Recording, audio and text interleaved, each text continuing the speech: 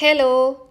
വീട്ടിലേക്കുള്ള കുറച്ച് സാധനങ്ങളൊക്കെ വാങ്ങാമെന്ന് കരുതി പുറത്ത് പോകാനായിട്ട് ഇറങ്ങിയതാണ് കേട്ടോ. പുറത്ത് പോകാമെന്ന് പറഞ്ഞപ്പോഴേ ഒരാൾ പെട്ടെന്ന് റെഡിയായി ഞങ്ങളെക്കാളും മുമ്പേ ഇറങ്ങിയിട്ടുണ്ട്. എന്തൊക്കെയോ പാട്ടുമൊക്കെ പാടിക്കൊണ്ടേ പോകുന്നത്. ഏത് പാട്ടാന്ന് വെച്ചപ്പോൾ ഏതോ ഒരു പാട്ടിൻ്റെ പേര് എൻ്റെ അടുത്ത് പറഞ്ഞായിരുന്നു, പക്ഷെ ഞാൻ മറന്നുപോയി. അങ്ങനെ തന്നെ വന്ന് കാറിലൊക്കെ കയറിയിട്ടുണ്ട്.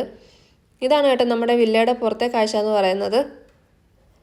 നമ്മളിവിടെ അബുദാബി നാഷണൽ അക്വേറിയത്തിൻ്റെ അടുത്തൊക്കെ ആയിട്ടാണ് കേട്ടോ താമസിക്കുന്നത്.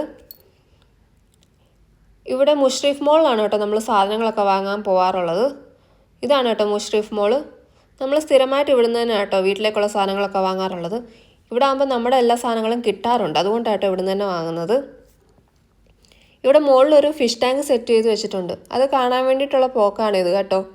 ഇവിടെ വന്നു കഴിയുമ്പോൾ സ്ഥിരം കുറച്ച് നേരം അതിൻ്റെ മുമ്പിൽ പോയി നിന്ന് നോക്കി നിന്നിട്ടേ അവൻ വരാറുള്ളൂ.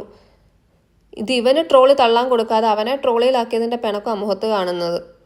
പിന്നെ കട കയറിയാലുള്ള അവസ്ഥ പറയണ്ടായല്ലോ. എങ്ങനെയൊക്കെയോ പെട്ടെന്ന് ഞങ്ങൾ സാധനങ്ങളൊക്കെ വാങ്ങി ഇറങ്ങി.